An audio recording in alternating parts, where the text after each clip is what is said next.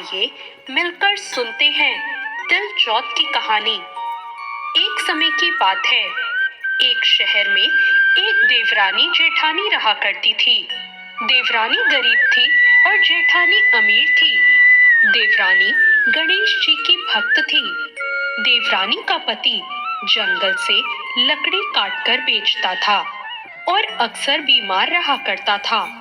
देवरानी जेठानी के घर का सारा काम करती और बदले में जेठानी बचा हुआ खाना, पुराने कपड़े आदि उसको दे दिया करती। इसी से देवरानी का परिवार चल रहा था। माघ महीने में देवरानी ने तिल चौथ का व्रत किया। 5 रुपये का तिल और गुड़ लाकर तिलकुट्टा बनाया। पूजा करके तिल चौथ की कथा सुनी और तिलकुट्टे को छीके में रख दिया और उसने सोचा चांद उगने पर पहले तिलकुट्टे से अर्घ देगी और उसके बाद ही कुछ खाएगी। कथा सुनकर वो जेठानी के यहाँ काम करने चली गई। खाना बनाकर जेठानी के बच्चों से खाना खाने को कहा तो बच्चों ने कहा, हमारी माँ ने व्रत किया है, माँ भूखी है, जब माँ खाना खाएगी तभी हम खाएंगे। जब जेठ जी को उसने खाना खाने को कहा तो जेठ जी बोले, मैं अकेला नहीं खाऊंगा, जब चांद निकलेगा तब हम सब साथ में खाएंगे। देवरानी ने कहा, मुझे तो घर जाना है, इसलिए आप मुझे खाना दे दो। जेठानी ने कहा, आज तो किसी ने अभी तक नहीं खाया, मैं तुझे अभी से खाना कहाँ से दे दूं? तू सवेरे ही बचा हुआ खाना लेकर जाना। अब देवरानी उदास मन से घर चली आई। देवरानी के घर पर पति और बच्चे सब आस लगाए बैठे थे कि आज तो त्योहार है, इसलिए कुछ पकवान आदि खाने को मिलेगा। लेकिन जब बच्चों को पता चला कि आज तो रोटी भी नहीं मिली तो बच्चे रोने लगे। उसके पति को भी ये देखकर बहुत गुस्सा आया। वो बोला, सारा दिन काम करके भी तो रोटी नहीं ला सकती, काम क्यों करती है? पति ने गुस्से में आकर उसको कपड़े धोने के धोवने से मारा। मारते हुए धोवना हाथ से छूट गया तो पाटे से मारा। वो बेचारी गणेश जी को याद करती हुई रोते रोते पानी पीकर सो गई। उस दिन गणेश जी उस देवरानी के सपने में आए और कहने लगे, धोवने मारी, पाटे मारी, सो रही है या जाग रही है? वो बोली, कुछ सो रही हूँ, कुछ जाग रही हूँ। गणेश जी बोले, भूख लगी है, कुछ खाने को दे दे। देवरानी ने कहा, क्या दूं? मेरे घर में तो अन्न का एक दाना भी नहीं है। जेठानी बचा खुचा खाने को देती थी, आज वो भी नहीं मिला। पूजा का बचा हुआ तिलकुट्टा छीके में पड़ा है, वही खा लो।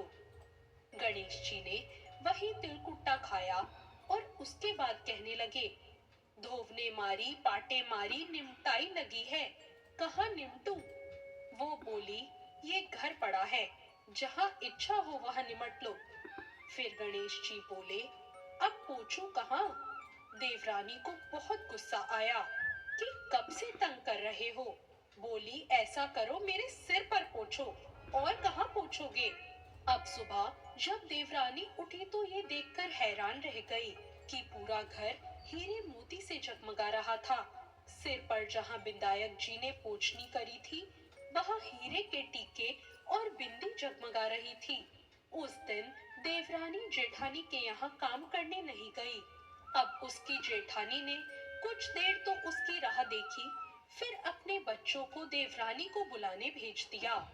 जेठानी ने सोचा, लगता है कल खाना नहीं दिया, इसलिए वो शायद बुरा मान गई। बच्चे बुलाने गए और बोले, चाची चलो, माँ ने बुलाया है, सारा काम पड़ा है। देवरानी ने कहा, बेटा बहुत दिन तुम्हारे यहाँ काम कर लिया, अब मुझे इसकी जरूरत नहीं।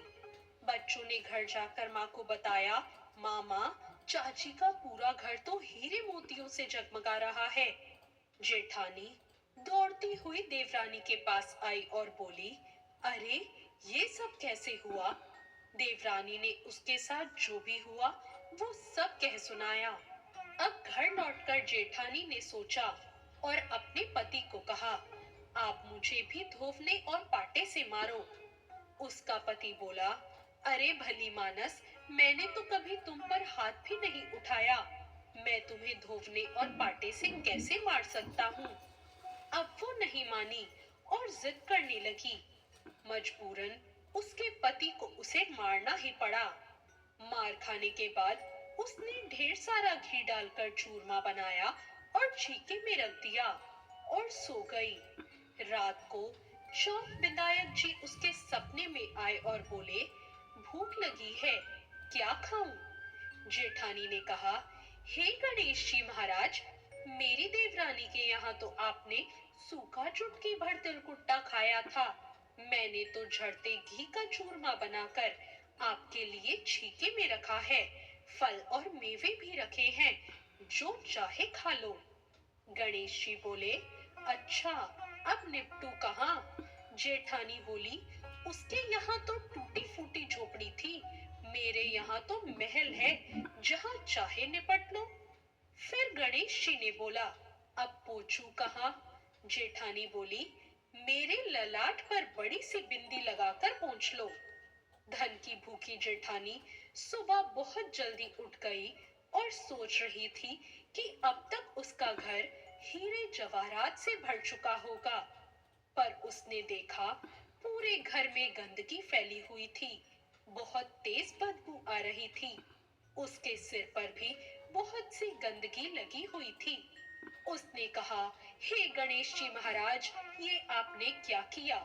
मुझसे रूठे और देवरानी पर टूटे।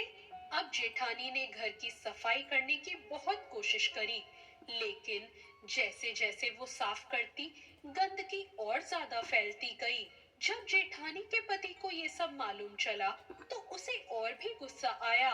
वो बोला, तेरे पास तो इतना सब कुछ था, फिर भी तेरा मन नहीं भरा। परेशान होकर चौथ के विधायक जी से उसने मदद की विनती करी। वो बोली, मुझे माफ करो, मुझसे बहुत बड़ी भूल हो गई। विधायक जी ने कहा, देवरानी से जलन के कारण तूने जो किया ये उसी का फल है। अब तू अपने धन में से आधा धन उसे दे देगी, तभी ये सब साफ होगा। उसने आधा धन बांट दिया, लेकिन मोहरों की एक हांडी चूल्हे के नीचे गाड़ दी। उसने सोचा, ये तो किसी को पता नहीं चलेगा कि उसने पूरा धन नहीं बांटा। उसने कहा, हे चौथ विधायक, अब तो अपना ये बिखराव समेटो। वो बोले, पहले चूल्हे के नीचे गाड़ी हुई मोहरों की हांडी और यहाँ तक कि ताक में रखी हुई सुई की पाती को भी आधा कर। इस प्रकार विधायक जी ने सुई जैसी छोटी चीज का भी बंटवारा करवाकर अपनी माया को समेटा।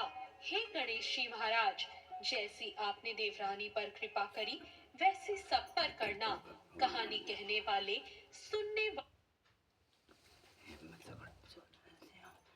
हम पे भी कृपा करो।